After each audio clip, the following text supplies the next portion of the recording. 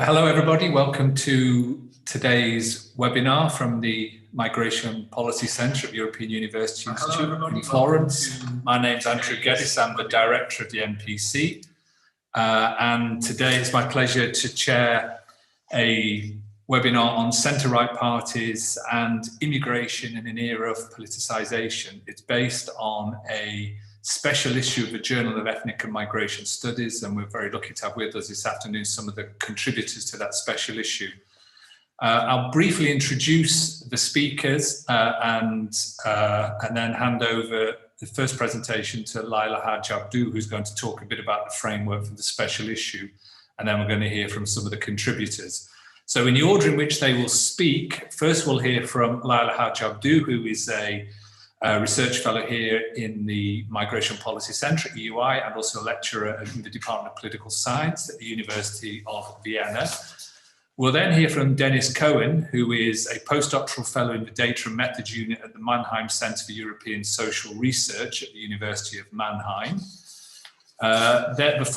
Following Dennis, we'll hear from Tim Bale, who's Professor of Politics in the School of Politics International Relations at Queen Mary, University of London.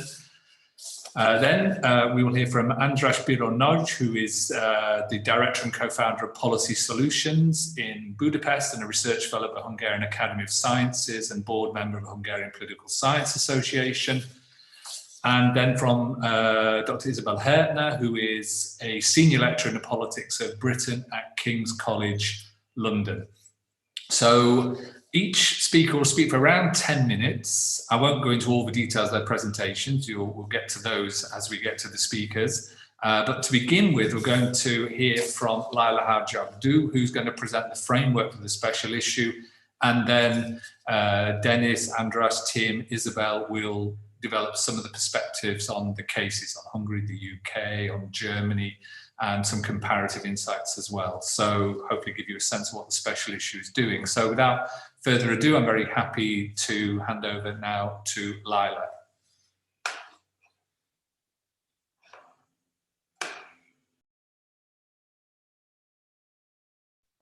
Yes, hello everybody. So I hope you can see my screen now. Does this work, Andrew? So I'm delighted to be here with all of you, and as Andrew said, I'm briefly introducing the special issue to tell you a little bit what the motivation for this issue was. So a little bit just to start is really that we can observe, and I think it's hardly a secret, that the dominant focus on research is on the populist radical right. I mean, and some of you might still remember it was even Cambridge Dictionary's word of the year 2017, populism. So there is really a strong focus on the populist radical right, which to some extent seems to continue to transmit of the idea of the populist radical right and also of the extreme right as exemptions to ordinary politics. But I think once we can note first that also we see a transformation of the radical right and the extreme right itself from the pariah to the mainstream. So here we see transformation as well, but more important to our special issue is that there is often a debate or a discussion also in academia that there is a convergence of the radical right within the center right. So for instance, I just used two recent examples. Some of you might have come across the work of Liz Fekete, Europe Spotlights, Racism and the Rise of the Right. So basically in her book, she argues that we see a convergence of the radical right and the extreme right with the center right. And she sees this according to 3 points, 3 components: the militarization of borders, also in the field of employment and social rights, and cultural policies. So basically also her argument, along with other academics, is that also especially the multiculturalism debate paved the way, by the center right, paved the way for new anti-migrant rights debates and policies. Another recent example is the populism researcher Jan Werner Müller, who also emphasizes that rather than contain the threat of the far right, Europe center-right parties have pulled to the far right into the mainstream. So And somehow this diagnosis is echoed by the radical right itself. Here it just shows one example of the Trump's ambassador to Germany at the time, David Grenell, who also emphasized here that this is the conservative, that the new winning formula is focusing on conservative issues that improve life for ordinary working people, the silent majority. And in this context, for instance, he referred to the Austrian chancellor from the Conservative Party, Sebastian Kurz, as a rock star. So, as I said, this diagnosis is shared. So first it's an academic diagnosis, and then it's also by political entrepreneurs themselves. But what we really have to say that there is a gap of systematic analysis on this issue, whether center-right parties really shifted more towards the anti-migrant right. So, and we really wanted to analyze this systematically and comparatively over time. And we took the migration crisis as a starting point. And we refuted a bit the tempting idea that I have to admit it's quite tempting to see the migration crisis of 2015 as a crucial juncture. But instead, we tried to ask with the specialist view how the 2015 crisis affected center-right politics. So instead of asking this question, we were interested whether and how much this crisis or the crisis in general actually did affect center-right politics. Laila, could you go full screen on the presentation possibly? You're in notes. Oh, sorry. Now does it work? Does it work now? That's it now, but then if you go full screen, if you press the little... Yes, this is what I tried, but then I see the full screen, but I don't see what you see. Okay, no, it was better before, sorry. Carry on, sorry. Okay, my apologies, so you also have to bear with my notes. Okay, so now so our guiding assumption is that crisis tended to affirm and exacerbate rather than shift existing approaches. And then, but of course, you can't say that an anti-migration position of the center-right is straightforward. Rather, we can frame it or see it as a conflicted position of the center-right. In terms, once, of course, an ideological ambivalence, and which is also because of the heterogeneity within and across center-right parties. And as we emphasize in the special issue, the center-right is a broad church, of course, with free party families, but also not only ideologically, but also because of instrumental considerations. So first that, of course, with having a hardcore anti-migrant rights position, you could alienate core voters that are more economically or culturally liberal. So here I just give you an example of the Austrian example and their electorate. When you look at the first two columns, the first column is the Social Democratic Party, mainstream party, and the second is the Conservative Party. And the blue lines are the electorate who see migration as very bad, and the orange one as fairly bad. So here you can see, and the third column is the Radical Right Freedom Party.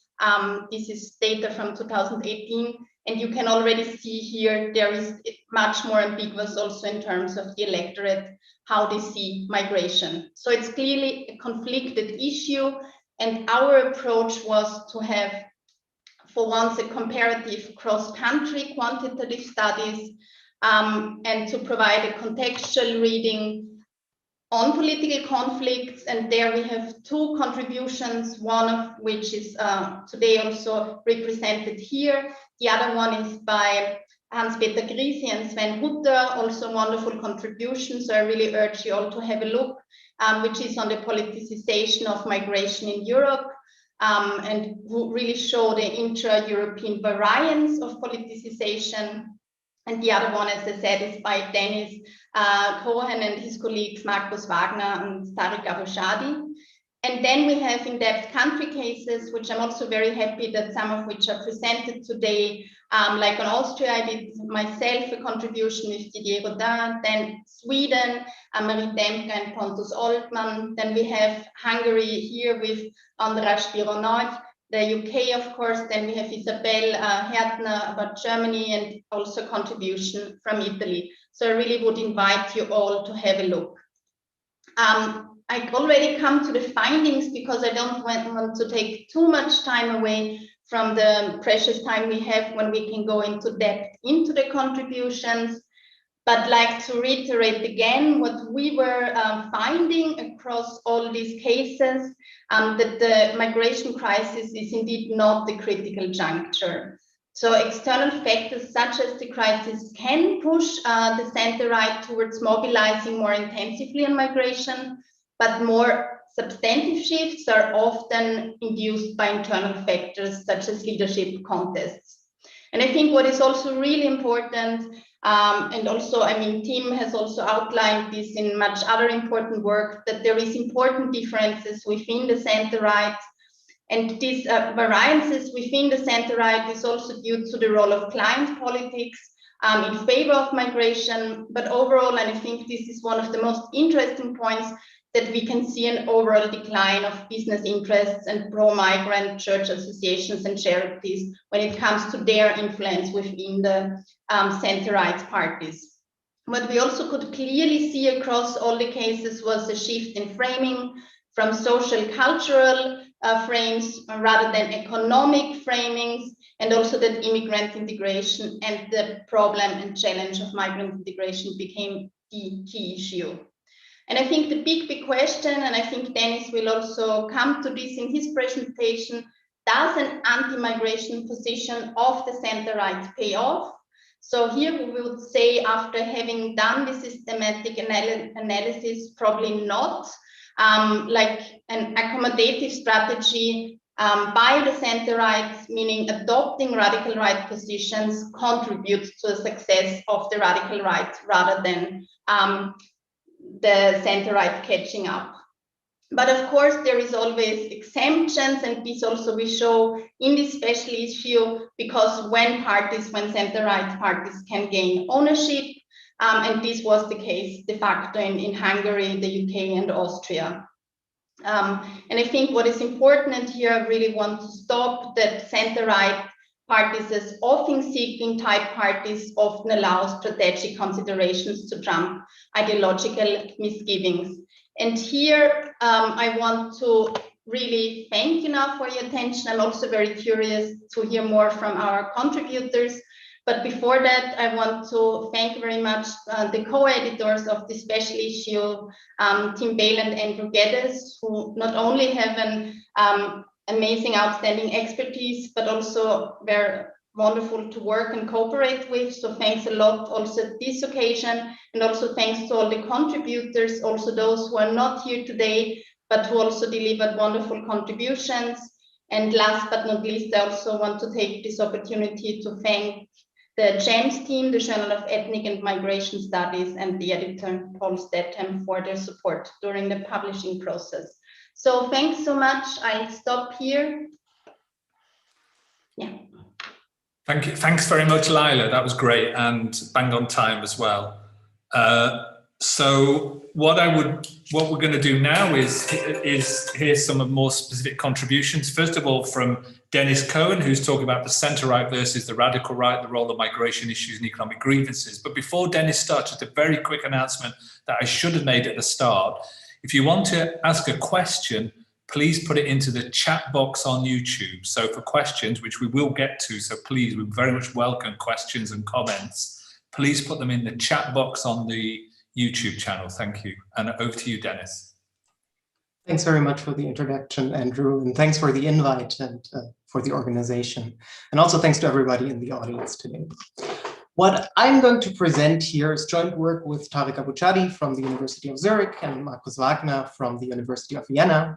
And it's our contribution to the special issue, which is entitled The Center-Right versus the Radical Right, the Role of Migration Issues and Economic Grievances. So what we aimed to do here is to give a comparative view on the Western European center-right since the 1970s, with a special emphasis on recent crises in the European Union. And the motivation, as Lila has already fleshed out, is that whenever we talk about party system change in Western Europe, we tend to either focus on the rise of challenger parties or the crisis of social democracy, but there's surprisingly little research on the fate of center-right parties. And one reason for that might be that there's no clear pattern of decline or crisis in the electoral trajectories of center-right parties. For example, in France and Italy, the center-right has recently suffered significant defeats and ceded their dominant position on the right flank of the party system. In Denmark and the Netherlands, there has been a functional equivalence shift, where right liberals now occupy the traditional role of Christian democratic parties, whereas in Germany, recent polls notwithstanding, and Austria, the center-right still fares fairly well. So what we want to do here is to focus on dyadic competition between center-right parties and radical right parties by presenting the emergence and the consolidation of the radical right in West European party systems as a central electoral challenge for center-right parties. And in doing so, we focus on the evolution and the patterns of dyadic competition between members of the two party families since the 1970s, with a special emphasis on the 2008 economic crisis and the so-called 2015 refugee crisis.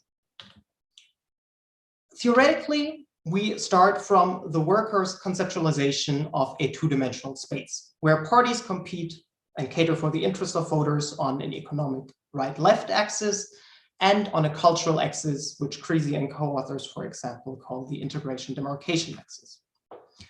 Looking at the supply side, we know that radical right parties occupy a distinctly authoritarian and pronouncedly anti-immigration position on the cultural axis, where they're clearly to the right of center-right parties, but economically they're somewhat hard to capture because they adopt diffuse, or perhaps more precisely clientelistic policy profiles when it comes to economic and social policy that makes it a bit hard to locate them on this axis, such that on aggregate, they appear slightly more centrist than center-right parties. What's also fairly unique when comparing center-right and populist radical right parties is that the latter aim to mobilize anti-elite appeals. Turning to the demand side, we know that anti-immigration preferences are by far the strongest predictor for individual vote choices for the radical right, and also for preferences of radical right parties over center-right parties in particular. Economic preferences of voters, on the other hand, tend to be less important, even though radical right electorates have clear social structural patterns with an overrepresentation, for example, of working class voters. Now, the question that we ask is, how have the 2008 economic crisis and the 2015 so-called refugee crisis altered the dynamics in the balance of demand and supply? First thing we note is that the severity of these two crises have had potential for priming and persuasion. That means either increasing individual salience attributions to economics or migration, or perhaps even changing the preferences of members of Western European electorates on these issues to a sizable extent. The economic and financial crises have linked economic grievances to anti-elite sentiment, and the so-called refugee crisis has strengthened immigration as a vote-defining issue. So as a consequence, we should expect that there's a stronger overall appeal of radical right parties, that there is a stronger appeal to people in economically precarious situations, such as working class voters, and also a stronger mobilization of economic grievances. So much for the activation of the demand side, but obviously the supply side isn't static. Center-right parties can aim to curtail the success of radical right parties by adopting certain positions. And the question that we ask in particular is whether the so-called accommodative strategy, so a heads-on confrontation by co-opting radical right core issues, allows center-right parties to weaken the radical right electorally in dyadic competition. This is by far not certain that this will work because there's a downside to it.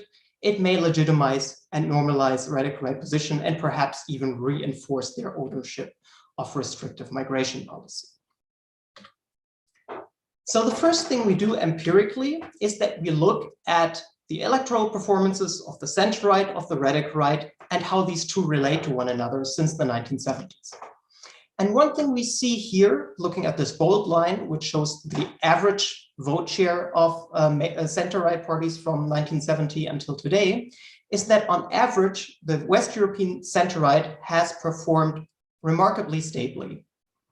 And this is even more puzzling when we see that in the same period over the past 50 years, the radical right has grown from a marginal electoral competitor into a sizable electoral force with an average of 15 percentage points of the vote. When we turn to the right-hand side here, we see that this bird's eye perspective on the stability of center-right vote shares may be a bit misleading. Because what we see here within the mean mainstream right vote shares on the x-axis and within the mean radical right vote shares on the y-axis is that whenever radical right parties performed above average in their country, the center-right performed below average and vice versa.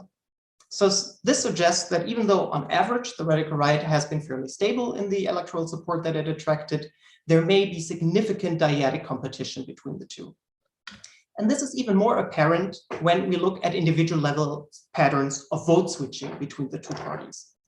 What we see here are defections from the center-right into radical right electorates, and what we see here in turn are defections from radical right electorates into center-right electorates. And a couple of things stand out here. First, the balance between the two, center-right losses and center-right gains, is that it's more lopsided in dyadic competition with the radical right than it is with any other party family. And what also stands out is that, proportionally speaking, defectors from the center-right account for a much larger share of radical right electorates than, for example, defectors from the center-right, again, proportionally speaking, account for the electorates of center-left or liberal parties.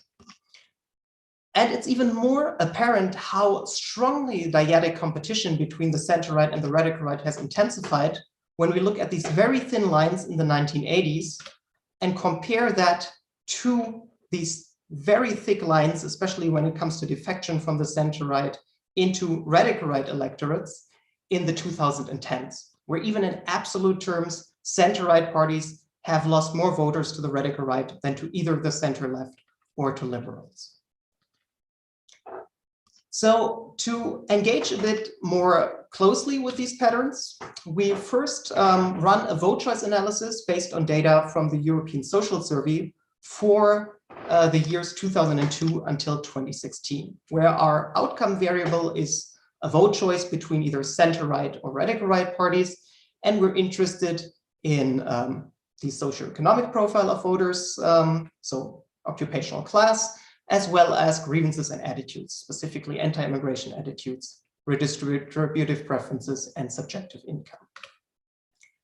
Now, what we see here in blue is the probability of voting the mainstream right as opposed to the radical right in 28. In green, we see this predicted probability post-2008. And in this brownish color here, we see the same quantity post-2015. And on the y-axis, we have 8 different occupational classes. Now, what we see here is that the farther we move along in time, the more likely people become across all occupational classes to vote for the populist radical right as opposed to the mainstream right.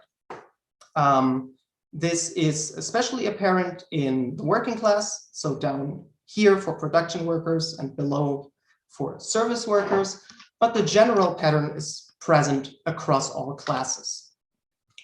When we look at the effects of immigration preferences, redistribution preferences, and subjective low income, we see that before the economic crisis, during the economic crisis and the so-called refugee crisis, and after the refugee crisis, immigration preferences have been by far the most important predictor of radical right as opposed to mainstream right voting, but the effect has intensified over time, whereas redistribution preferences haven't changed much in relevance, and economic grievances, so subjective low income, has become somewhat more important. In the next step, we then turn to an analysis of party strategies to see whether accommodative strategies pay off. So here we use a novel data compilation with data from the comparative study of electoral systems, the European Voter Project, and a high number of national election studies.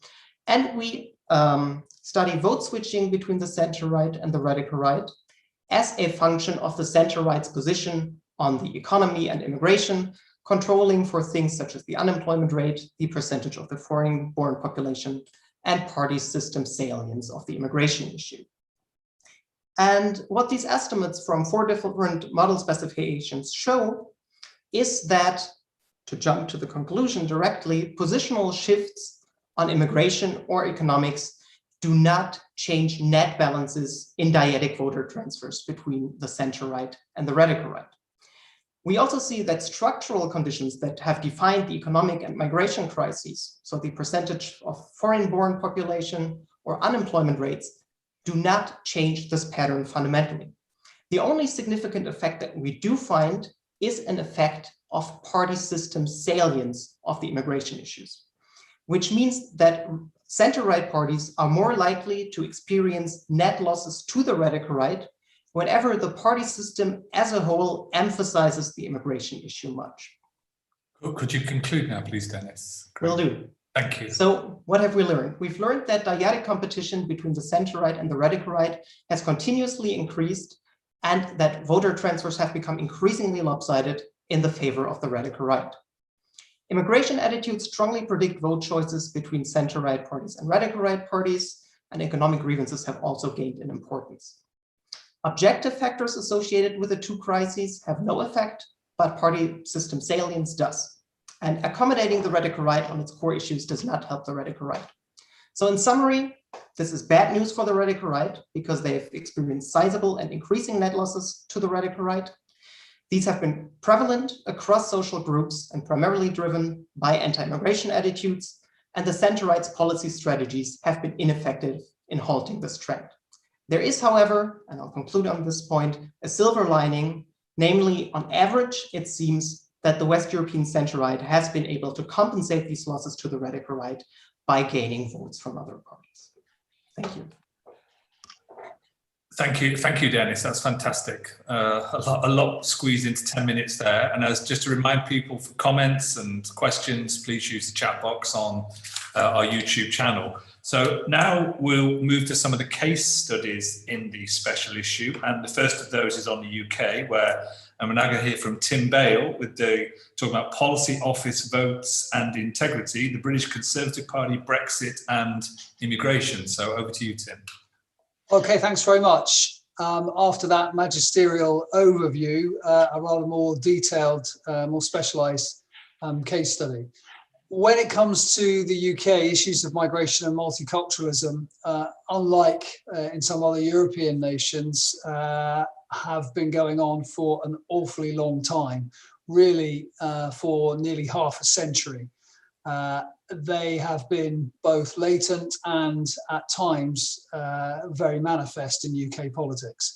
And they've generally worked to the advantage of the Conservative Party, which has been able to mobilise its own nationalism, its concern for voters' anxieties on these issues, and of course the support of generally quite xenophobic print media in order to use those issues as, if you like, wedge issues against their opposition Labour Party, which tends to try and combine a kind of middle-class, more liberal section of the electorate with a working class, rather more authoritarian and less pro-immigration section. So essentially what we're talking about then is migration and multiculturalism for the Conservative Party anyway, helping them to win both votes and therefore office in a first past the post system. When it comes to policy, however, that's been a different matter because there has been a trade-off there for the Conservative Party. They've often made promises that they can't keep, and I'll come back to that, which has been problematic policy-wise.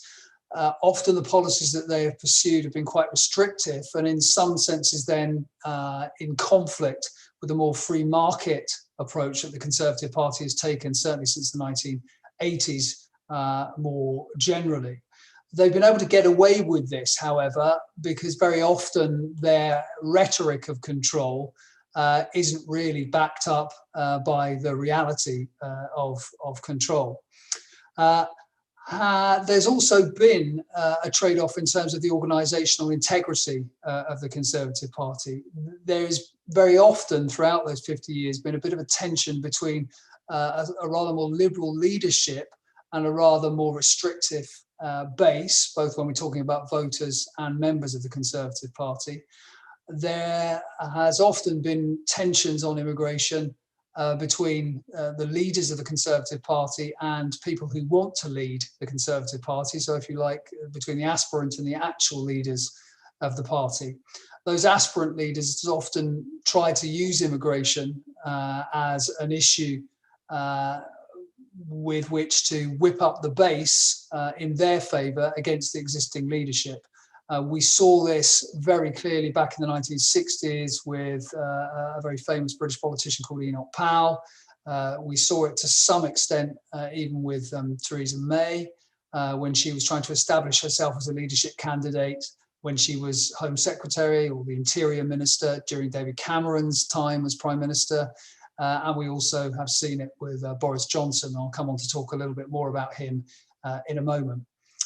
Now, when it came to Brexit, we can talk first of all about the kind of pre-referendum situation there. The referendum, in some senses, has to be seen as part or the culmination, if you like, of a move by the Conservative Party to an even more restrictive rhetoric and even more populist rhetoric, some would say, on migration and multiculturalism after they entered opposition in 1997. And it was no surprise then that when it came to the 2010 election, the election in which they finally made it back into office, that they made a very strong control promise on immigration. What, however, was surprising was the specificity of that promise, because they promised to get net migration down from the hundreds of thousands to the tens of thousands. Now, this, as they found in government, was a policy that they simply couldn't deliver, despite a great wealth of quite draconian legislation. And as a result, the Conservative Party managed to lose issue ownership of immigration, something that they'd held on to for about 4 decades, to the Populist Radical Right UK Independence Party, or UKIP. And UKIP made the argument, quite understandably, that actually nothing really could be done about immigration into the UK unless the UK were to leave the European Union. Now, that, of course, helped UKIP gain votes, and it helped push the Conservative Party towards an eventual in-out referendum in order to counter the threat that UKIP posed to the Conservative Party more generally. We get to the election in 2015 then. The Conservatives managed to win an overall majority, but not a very impressive overall majority. And even at that point, they did so after UKIP managed to gain 4 million votes in a first-past-the-post system, which, of course, only gained UKIP 1 seat in a 650-seat parliament, but did, however, panic the Conservative Party even further. It ensured that certainly the referendum on the EU that David Cameron had promised would go ahead.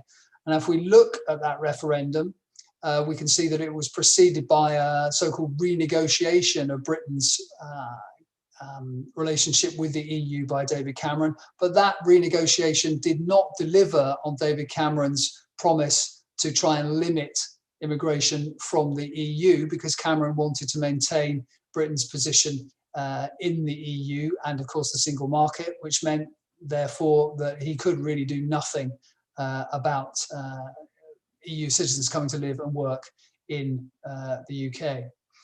If we look at the referendum itself, then we can see that immigration played a very, very big role in that referendum. You also have to remember that although the migration crisis that a lot of other contributions to the special issue talk about did not directly affect the UK, it did actually play quite a big part, in the sense that UK voters were bombarded with images, both in the print press and, of course, in the broadcast media, of the migration crisis. And this helped an issue which was already pretty salient climb to the very top of the agenda. And during the referendum campaign, it was incredibly important, as the Leave side, the Leave campaign in the referendum hoped it would be. And if you go on to read in the contribution on the UK in the special issue, you will see how the Leave side made a great deal of the issue.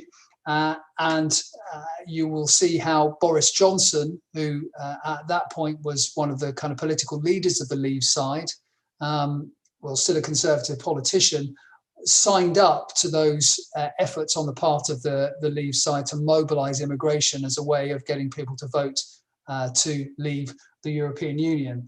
And the contribution, the special issue, shows you some Facebook adverts, shows you some of the public and indeed the private rhetoric around immigration in the Leave campaign. There was a particular emphasis on Turkey joining the European Union. And by the time we get to the referendum itself, we find that 45% of British voters are convinced that Turkey is going to be fast-tracked into the European Union, and there will be complete freedom of movement of Turkish citizens to the UK. We can also see that over a third of voters say that immigration is going to be the main thing that determines their vote during that referendum. So we know the story. Cameron loses the referendum and has to resign and steps down. His position is taken by Theresa May, formerly the kind of hardline Home Secretary, the Interior Minister, who'd done so much to make immigration a big thing in the government. She sees the referendum very much through the eyes of a sort of controls on immigration, and therefore that dictates basically a hard Brexit, since we can't continue to be members of the single market if we are to do anything about immigration. And she sees the vote as all about stopping or taking back control of immigration. She, of course, as some of you who follow British politics may know, is undermined constantly by Boris Johnson in the end. And eventually Boris Johnson takes over as Prime Minister. Interestingly, between that point, which is 2019, and the vote to leave the European Union in 2016, immigration drops off the political agenda. It's hardly ever talked about now, despite the occasional effort of Nigel Farage and the Brexit Party, or now the Reform Party, to talk about illegal immigration. It's something that really nobody seems to care about anymore, at least for the moment. What hasn't dropped off the agenda, in fact, what has come right up the agenda is, if you like, multiculturalism and this whole idea of integration, because the Conservatives are still keen to use that as a stick with which to beat the Labour Party and to continue holding on to the working class voters that they were able to win over so effectively in 2019. So to finish up, what is also interesting, however, is that it takes the UK government over 3 years to come up with a new migration policy. And that migration policy has been actually quite severely criticised by economists who worry that it will, after the pandemic is over, touch wood, actually create quite serious skill shortages in the UK. And not only skill shortages, actually, but also a shortage of low-skilled workers for the kind of jobs that British people do not seem to want to do. So it hasn't actually necessarily resulted in any better policy, but only time will tell on that. So the conclusion really is that immigration policy is always actually, of course, about immigration politics. And immigration politics is always about internal politics and political parties, as well as politics between political parties. The Conservative Party, to some extent, has got what it wants, particularly in terms of votes and office, although, of course, in the last 3 years, it almost fell apart over the issue of Brexit. But at what price? It now has a policy which very few experts are particularly convinced by. And of course, its obsession with immigration was to some extent what led up to Brexit. And Brexit is a huge price to pay in terms of the economic and reputational damage that it's done to the UK. Thanks, Tim. So as I pointed out before, questions, comments, please put them into the chat box on YouTube. And so delighted now to hand over to András Bironaj to talk about Orbán's political jackpot, migration, and the Hungarian electorate. Over to you, András. Thank you very much. Good afternoon to everybody. My study tells the story of how the issue of migration turned out to be the Hungarian Prime Minister's political jackpot over the last few years, especially since 2015. And I argue in this paper that that Hungary is a kind of outlier in this special issue, because it's a major difference that the migration issue was a non-issue in Hungarian politics before 2015. So this is a study about a case where the refugee crisis was, or migration crisis was indeed a critical juncture in Hungarian politics. The turning point for the Hungarian Prime Minister was the Charlie Hebdo terror attack back in January 2015. This was the first time when the Hungarian Prime Minister started to speak against immigration, and actually it turned out very, very quickly, within a few months' time, that the governing party in Hungary, Fidesz, managed to stop the declining trend in its popularity with using the migration issue. And based on this experience in 2015, the Orbán government did everything in its power to ensure that in the remaining 3 years of that term, Hungarian politics would revolve around this single issue. And my study is about how he succeeded in this project. Of course, my paper agrees with the general approach of the introductory article of this issue, which was presented by Leila, that the immigration issue is basically dependent on the actions, inactions, and interactions of political parties, and that the center-right strategies can potentially alter the dynamics of competition with the radical right. It's perfectly true, but in the Hungarian context, however, it was the center-right that politicized the issue of immigration and acted as a trendsetter rather than a follower, which is a major difference compared to several Western European cases where the accommodating strategies simply copied the policies or the communication frames of the radical right. And this is what backfired, as Dennis has described it in his presentation previously. After 2015, the key challenge for Orbán was to keep migration a key issue in domestic politics. And I argue in this paper that in order to reach some success when he addressed this political challenge, he needed good results in 3 aspects. Migration needed to remain a relevant issue, even if there are absolutely 0 migrants in Hungary after 2015, because this was the case. Hungary witnessed a wave of immigration around August, September 2015, but after that, when all these migrants basically left to Austria and Germany, then Hungary had never had to face again similar waves of immigrants. The second key challenge was to turn the public attitudes towards migration into even more hardline attitudes than they were, and the basic starting level was already quite high when it comes to xenophobic attitudes in Hungary. And the third major challenge was to make it sure that the fear of immigration would become a major issue, at least among the potential Orbán voters, the potential Fidesz voters. I just show you very, very quick list of some of these efforts with which Orbán tried to keep immigration on the top of the political agenda. For example, the Prime Minister launched several national consultations on this issue. He even ordered a referendum on the EU's refugee quota mechanism in 2016. And famously, the Hungarian government outspent the Brexit campaign in this referendum on the EU's refugee quota mechanism, according to some transparency watchdogs who calculated the cost of the Hungarian government's campaign, which ran through the entire year of 2016.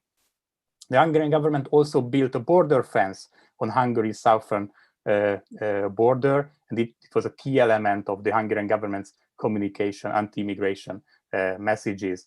Moreover, they started to attack the work of the NGOs who deal with refugees, and also adopted some new laws that made it practically impossible for anyone to legally claim a refugee status in Hungary. So these are just some very quick examples of these efforts. Here is the visualization of the border fence. This is how a national consultation campaign looks like in Hungary, with the image of George Soros, the Hungarian-born US billionaire, who is often linked in Hungarian communication efforts by the government in conspiracy theories as someone who orchestrates the migration crisis. And here is some inspiration from the Brexit campaign as well. The Stop Immigration message on the billboard of the Hungarian government, and here is the original one, the Breaking Point poster of Nigel Farage from the Brexit campaign. And let's jump now to the results of these three aspects that I argued that the Hungarian government had to address them.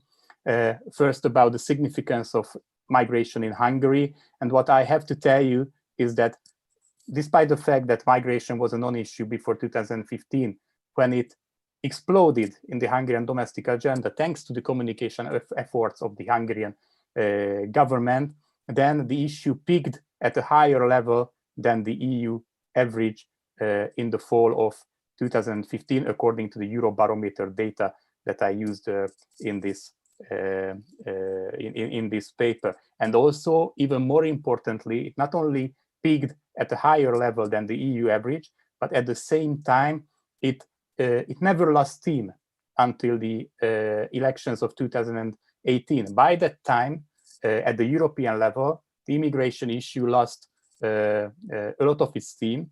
But in the Hungarian context, by the time of the 2018 elections, the level of the interest towards immigration was almost at the level of the peak European numbers of 2015. I use several data sources for that in my paper. I don't have time now to go deeper into that, but actually this is the case. Viktor Orbán managed to sustain a sense of crisis during 3 years that led to the 2018 elections. A second important aspect of my research was to investigate the changes in the attitudes towards migration. I already mentioned that xenophobic attitudes were already quite strong before the refugee crisis, but according to the European Social Survey data that I used, the Hungarian society's rejection index became the highest across the entire continent by 2016-17, the ESS round 8.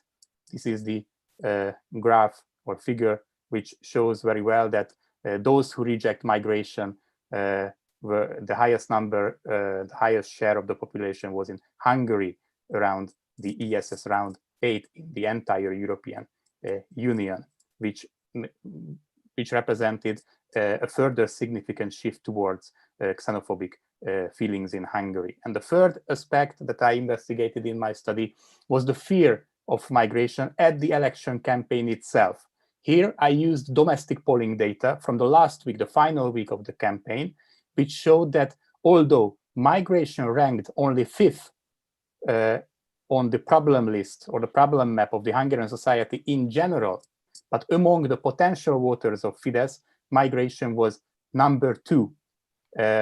Financial fears and existential fears have been always the number 1 issues in Hungary for over a decade. So there is no big surprise in that. But Fidesz managed to reach in Hungary that its potential voters considered it as a vital issue in the final stage of the election campaign as well. So not only 2015, but also 3 years later, when Hungarians didn't even see any migrants for 3 years already. And I would conclude now by saying that the Orbán government was successful in politicizing the issue, the immigration issue, because it was able to sustain a sense of crisis. It increased xenophobic feelings in the society, and it was successful in making sure that it's one of the top fears among potential voters. So this is how the migration issue also contributed to the big electoral victory of Orbán, besides issues like the economic stability, the good macroeconomic numbers of the time, and the lack of alternative, the fragmented opposition. And my final remark is about the argument which is used by Denis's study, for example, which says that that if the mainstream right, if the center right uses the issue of immigration, then they might lose votes to the radical right. In the Hungarian case, it didn't happen. Actually, the opposite happened, and this is when issue ownership matters. I argue in my paper that when it comes to the success or failure of the radicalization of center-right parties, we have to investigate the issue ownership issue, at least in countries where immigration was a non-issue before 2015. Because in the Hungarian context, it was Viktor Orbán's Fidesz party that moved first. It monopolized the immigration issue. And this is how they managed to avoid that the far-right Jobbik party could outflank them from the right. And this is where I start. This is where I stop my presentation. Thank you for the attention. Thanks so much for that. That was great. So we'll move now to the final presentation, which is by Isabel Hertner, which is on Germany as a country of integration, the immigration policies of the CDU-CSU under Angela Merkel. So over to you, Isabel. Yes, thank you very much, Andrew. Can everybody hear me and see my presentation? Yep. Yeah, okay, good. Yeah, so we're focusing on Germany here, on Angela Merkel's long reign as a chancellor from 2005 until today. Of course, this will change this year as we're having elections in Germany in September. I'll say a few things about that at the end of my presentation. So what are my key points? First of all, during Angela Merkel's chancellorship, a lot of legislation was passed in Germany on immigration and integration, and the focus really lies on integration of migrants.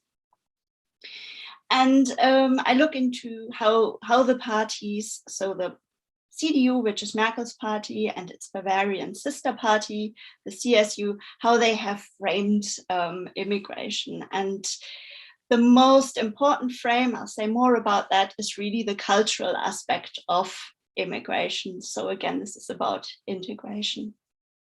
But I also highlight that there are deep divisions within the CDU and amongst the CDU and CSU on matters of immigration, and that almost broke the government apart in 2018 in the summer. So this has become an important issue. Overall, my analysis suggests that the immigration policies of the center-right in Germany have sent conflicting messages. So on the one hand, it has been about opening Germany's borders. Let's not forget that over 1,300,000 refugees entered Germany during the migration crisis. But it has also been about closing Germany's borders very swiftly. And it has been about welcoming diversity and presenting itself as the modern, open, welcoming country, but at the same time about demanding cultural assimilation from the migrants. So this is the overall confusing, conflicting message of the Merkel years immigration agenda. So I'm not going to go into the details here because that would really require a lot of time, but it's all in my paper. I give, first of all, a brief overview of what Merkel's governments did in this area. So they did consultations with migrants and migrant organizations, the National Integration Summit and the German Islam Conference. So this will probably not surprise you, but a lot of focus is on Islam, on Muslims living in Germany, and their integration into society. So Merkel became quite proactive in that respect. then existing immigration laws were amended following EU legislation, and it was made harder for asylum seekers to stay in Germany. Also, financial sanctions were imposed for those who wouldn't attend integration classes and German language classes, and it was made harder for refugees and asylum seekers to remain in Germany, full stop. Then in 2016, for the very first time, Germany introduced an integration law. And the motto here is fördern und fordern. So on the one hand, fördern means you support those who are likely to be allowed to stay in Germany, those asylum seekers. But fordern is you demand things from them. So if they don't learn German, if they don't attend their classes, then they have to pay hefty fines, and there could be worse consequences as well. So this is about the integration law. Also, as you all know, the EU made a very controversial deal with Turkey in 2016 to keep refugees off European shores, basically. And Merkel was quite instrumental in striking that deal with the Turkish president Erdogan. So there is that. And new asylum packages were also implemented.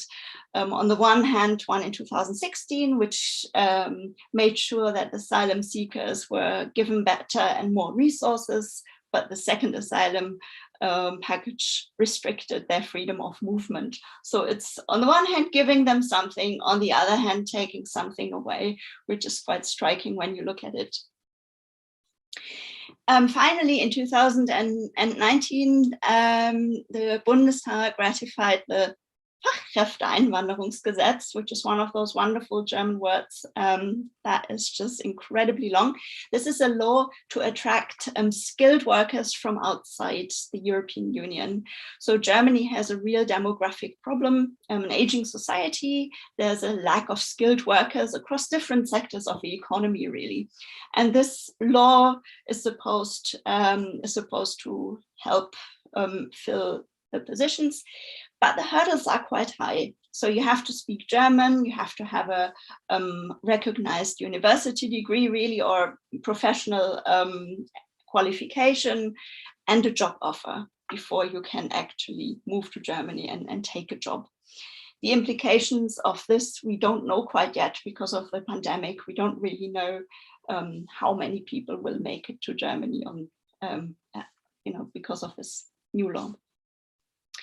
So overall, I would say, on the one hand, there is a bit more pragmatism about immigration in Germany now.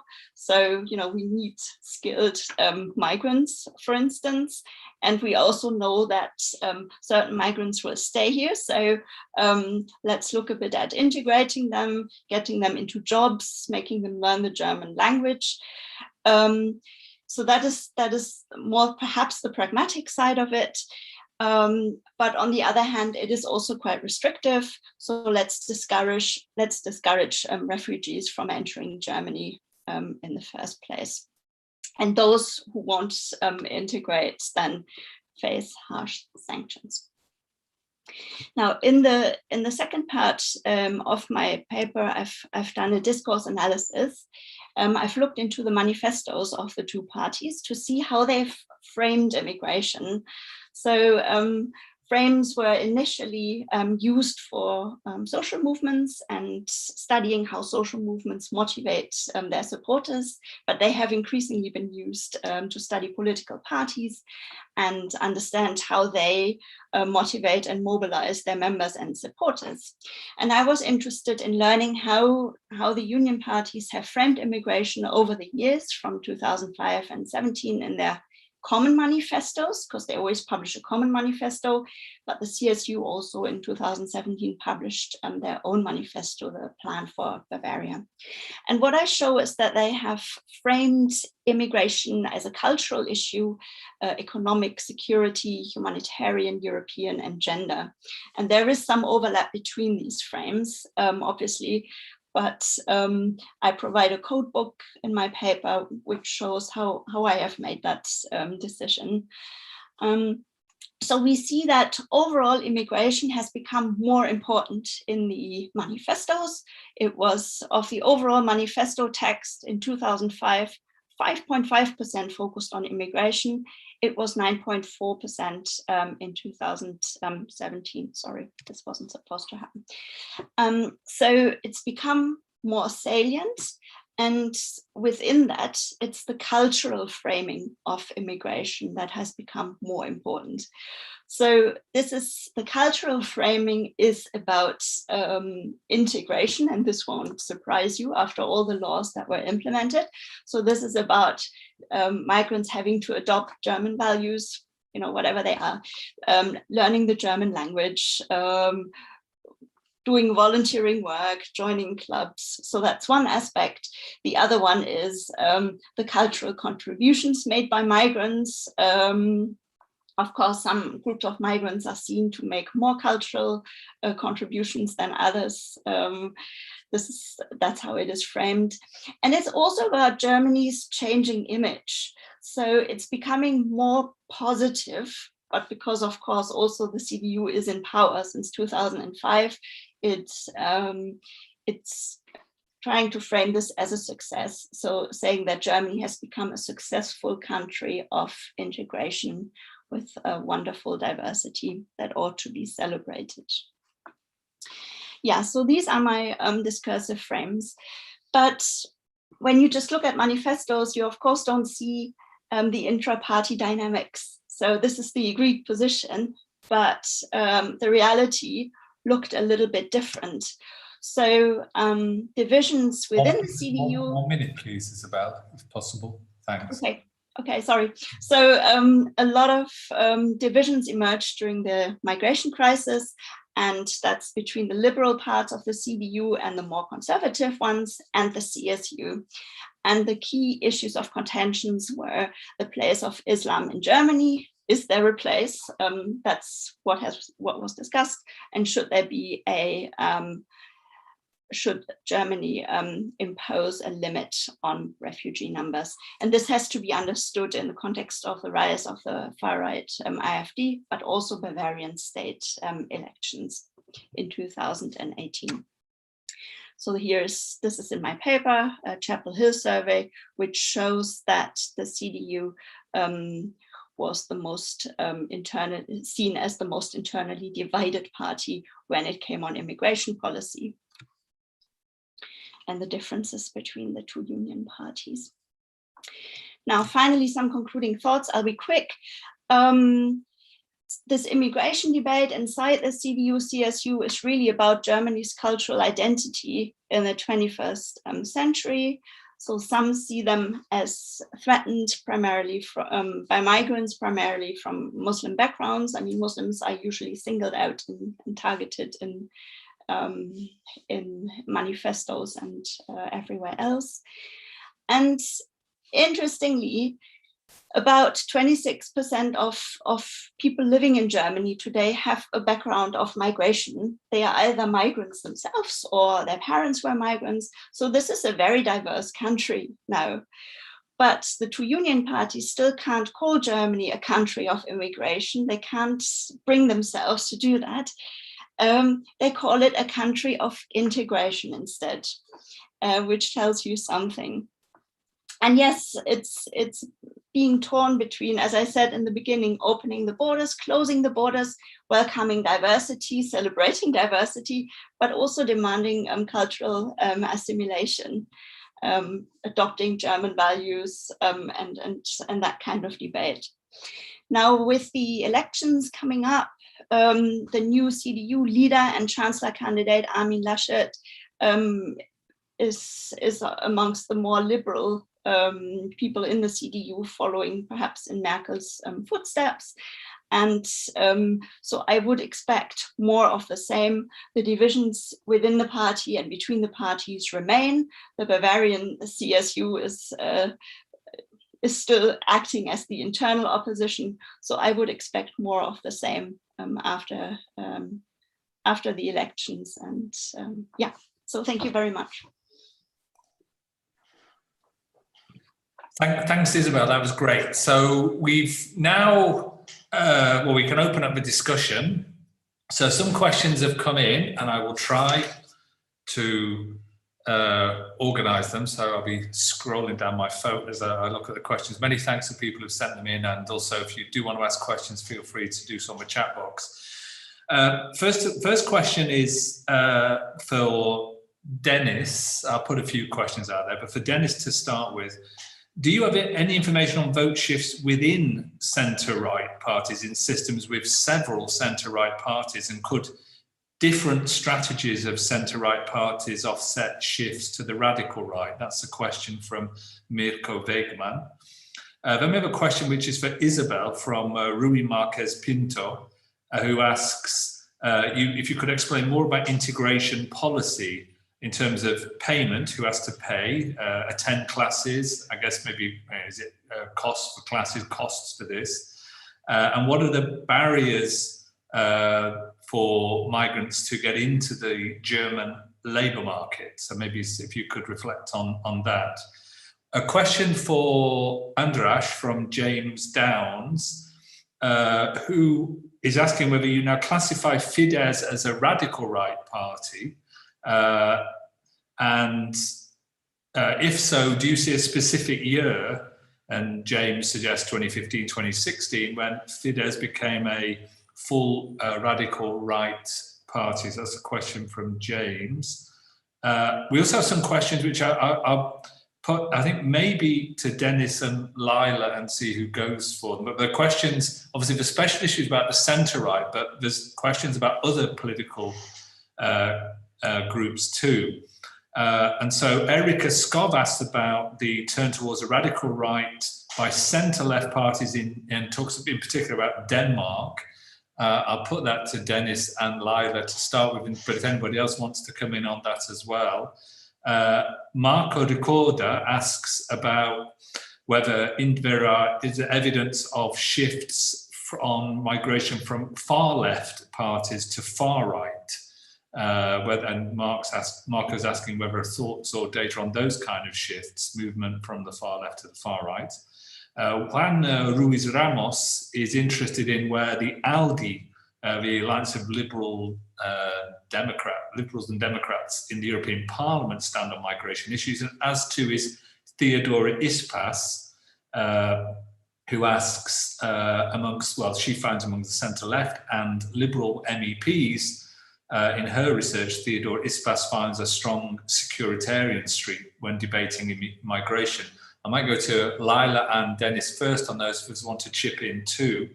I wanted to ask Tim a question, because you referred to multiculturalism. I was interested also in what's going on in relation to asylum in the UK, where there are very strong, almost like efforts, or it would seem proposals to effectively take the UK outside of the framework of Geneva Convention by effectively making it illegal to seek asylum in the UK. And I was struck by your point that immigration policy is about immigration politics. And I suppose from what you said, I can see the underlying politics there. But I was wondering to the extent to which there is that the Conservatives are still in touch with business interests around migration. We learned in the newspapers today that the Prime Minister does seem to be very much in touch with business interests in terms of his own personal text messaging. But what about business interests more generally, rather than this very hardline public approach to asylum, which seems to breach international law? I think, Lila, did you want to ask a question as well?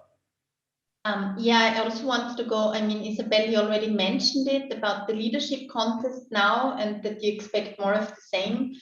But how would we see also shift if Söder would take over rather than Laschet? So this would be also, would it mean also, now we see lots of internal divisions, and you very nicely showed it in your paper, but would this mean also more of a unification in the sense of the party on the migration issue?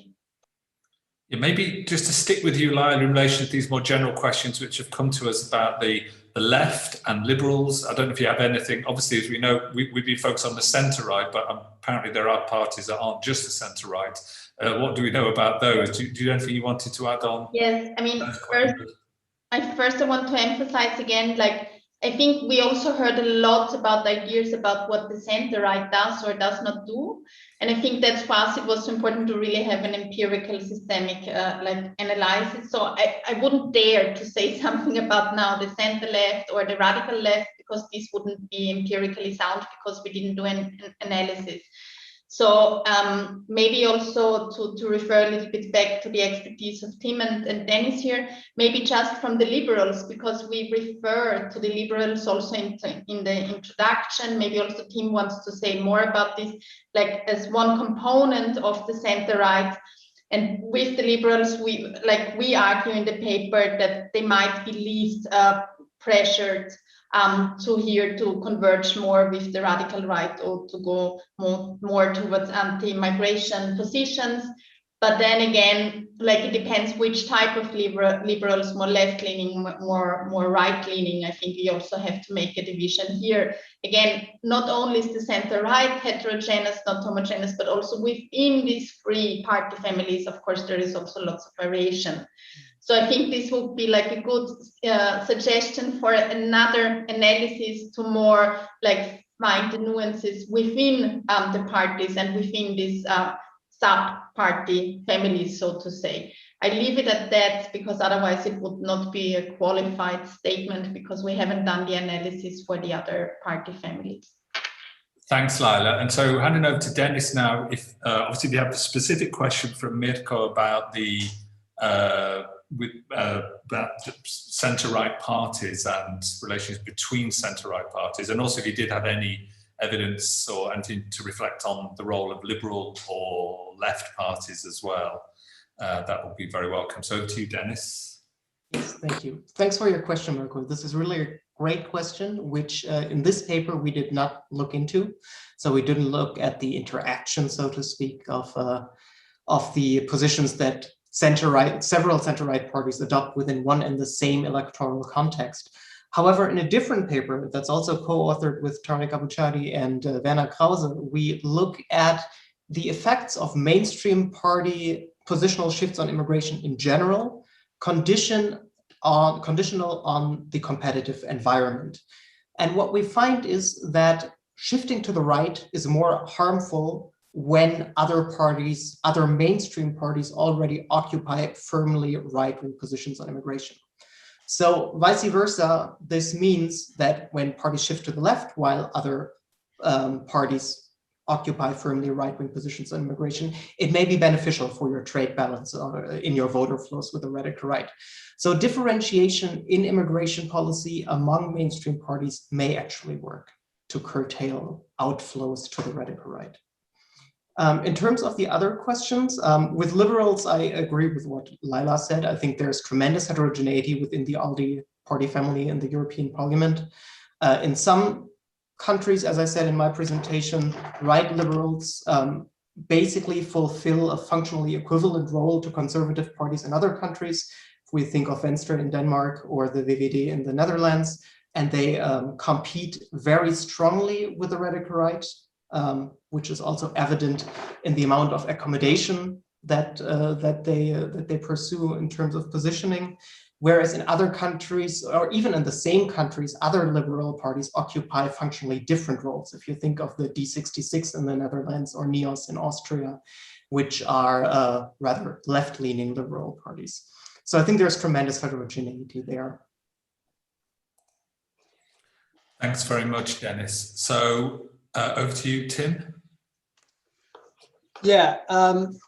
Do you want me to answer the question that you asked me, or yeah? Okay. I mean, on the question of asylum in the UK, we once again have evidence of Conservative Party politicians positioning themselves to gain popularity with the voters more generally, but also the Conservative Party membership base.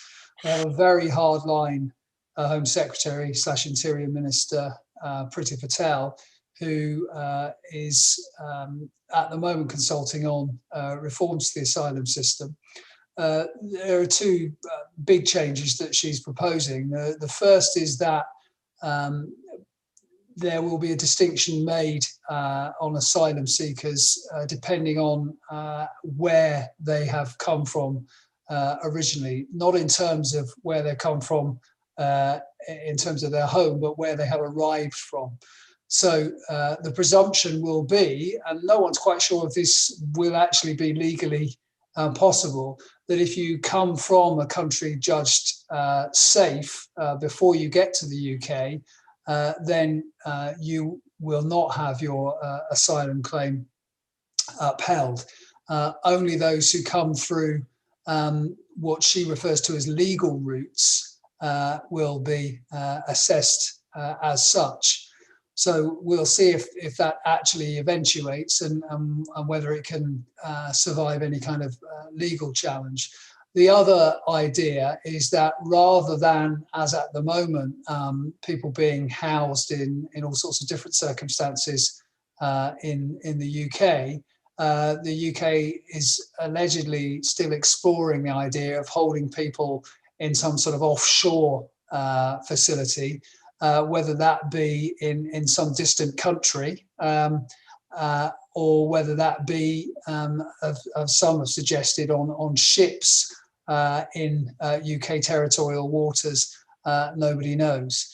But we clearly have a Home Secretary who is very keen still to keep this issue boiling. Although, as I say, interestingly, if you look at polling, it's not one that at the moment seems to be distracting many people. That may be because of the pandemic, but it's also probably a response to what seems now to be a fairly sort of temporary attempt by Nigel Farage to use illegal immigration, people coming across on boats across the English Channel, as a way of kind of keeping himself in the public eye. But that didn't really work, and he seems to have given up on that. Indeed, Nigel Farage seems to have given up to some extent on British politics altogether, at least as a party leader anyway. But of course, it's not necessarily the case that migration will kind of completely go away as an issue. We may see it come back after the pandemic ends, and certainly it's still an issue that's very popular with Conservative Party members and, you know, the sort of core Conservative vote. And as to the second question about business, that's interesting. I mean, there is some evidence to suggest, you know, from the white paper on migration that the government has to, you know, listened a little bit to business on immigration. It's got a long record of doing that on more technical issues. And it might be the case that it makes a difference this time. Certainly, we've already seen, for example, when it comes to agriculture, you know, a big concern about whether we would have enough people to kind of pick the fruit harvest and other harvests. We have seen changes made so that more people can come in and do that, at least on a seasonal basis. You know, once again, I think we may well see that there is a distinction between the rhetoric of the Conservative government on the one hand and the reality of what they actually do on the ground when they are worried about the economic impacts.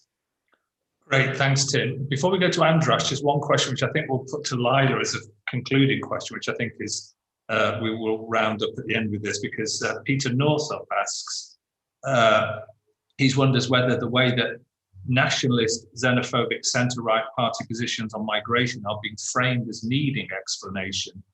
And Peter suggests this makes sense from a post-war perspective, or would we see this rather as the norm in the interwar or pre-World War I party landscape?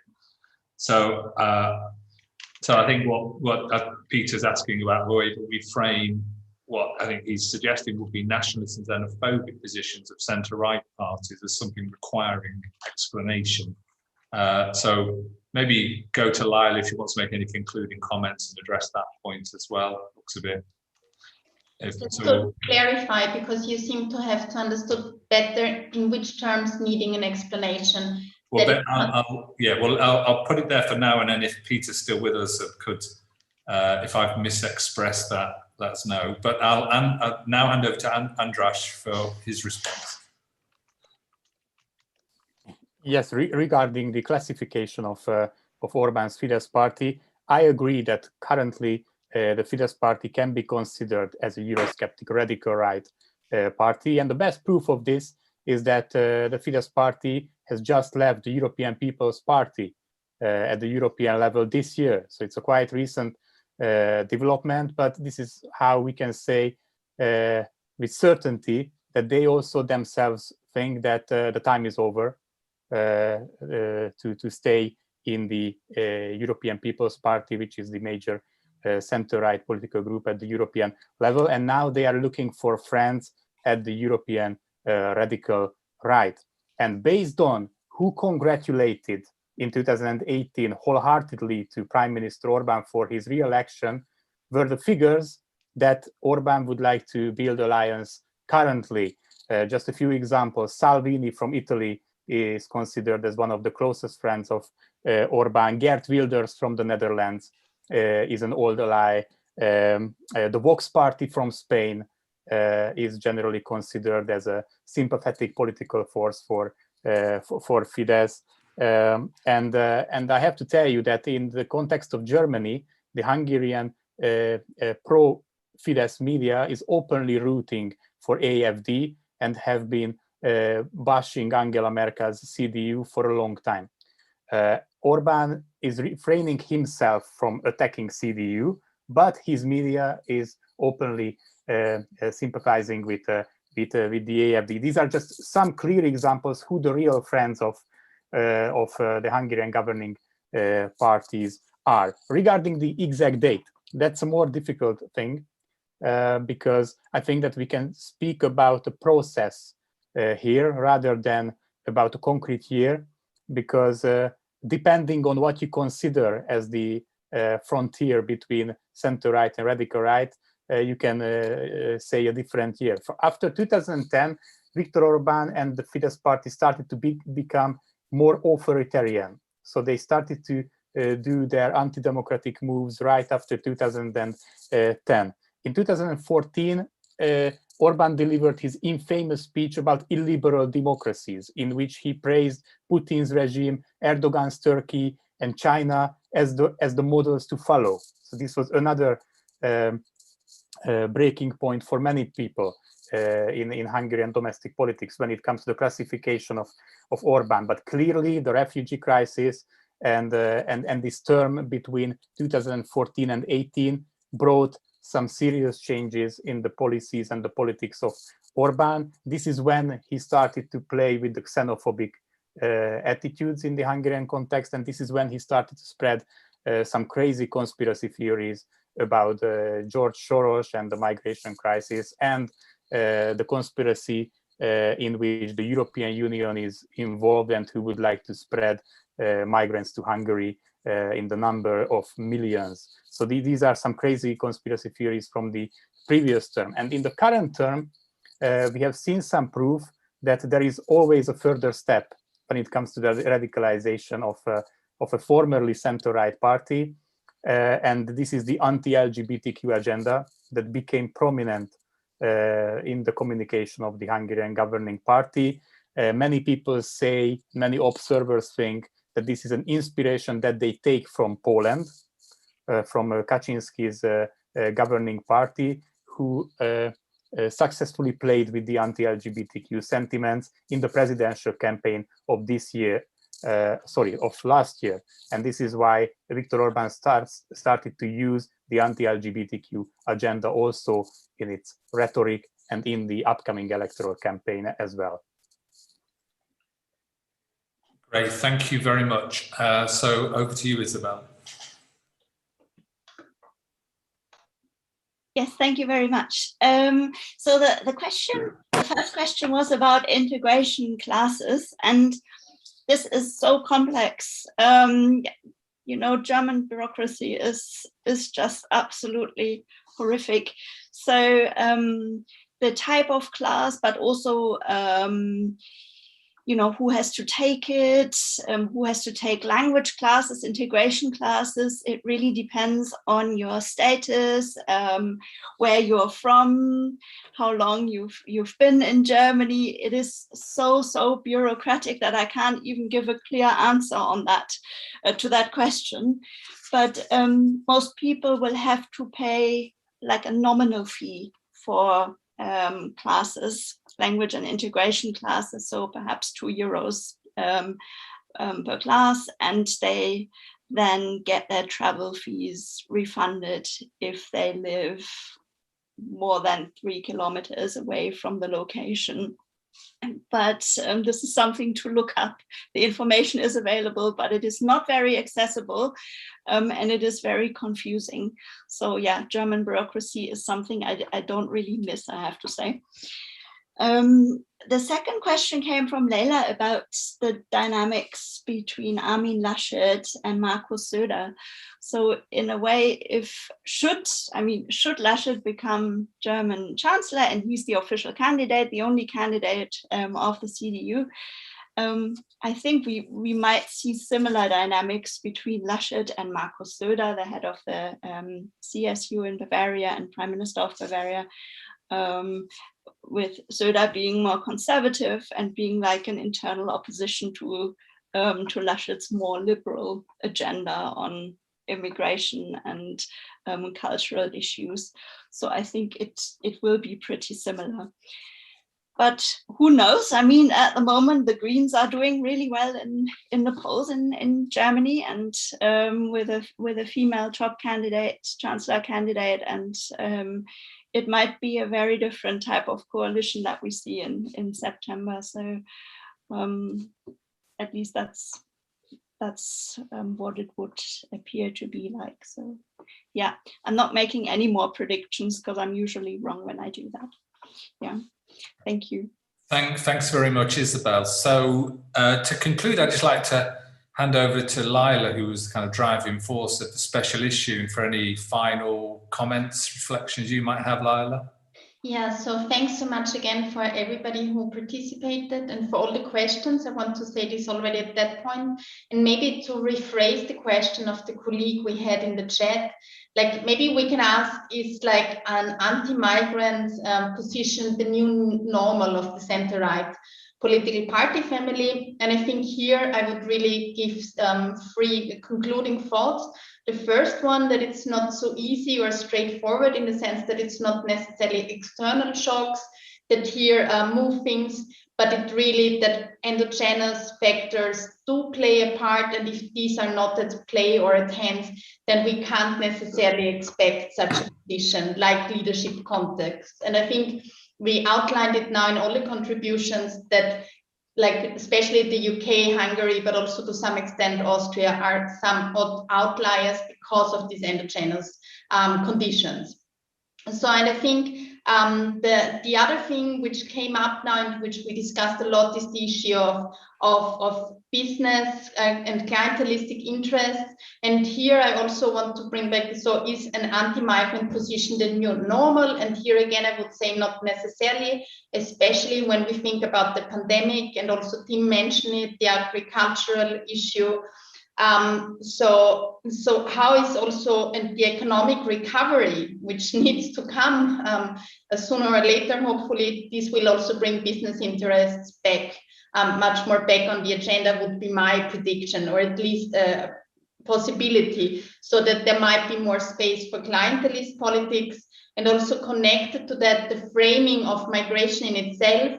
So we very much saw, and this is connected also to the center-right, this framing of high-skilled as wanted migration versus low-skilled as unwanted migration.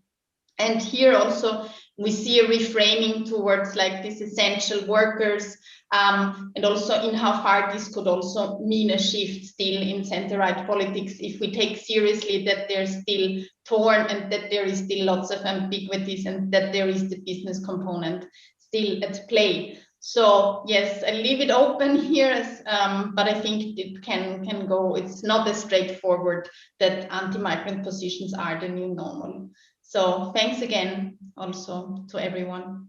Great, thanks Lila, thanks to everybody. It's always great to end the seminar by saying we need more research, so we will now embark on more research to address the unanswered questions, but I think that the contributors have done a great job in really highlighting the special issue, which I think as editors, Lila, Tim and me are very proud of. Also thanks to everybody who's participated today. And before we finish, could I just alert you to our next MPC webinar, which we changed topic completely, on the 5th of May, same time. What we're going to be doing is looking at the alleged convergence of irregular migration and crime in what is often referred to as the illicit global economy. So our next webinar is on migration in the illicit global economy. That's on the 5th of May at 1500 Central European time, and we will be relentlessly publicizing it, of course. So you're very welcome to join us then. So for everybody on YouTube, I think we're going to be switching off the YouTube link. If our speakers could stay in the Zoom meeting, that would be nice. So thanks to everyone.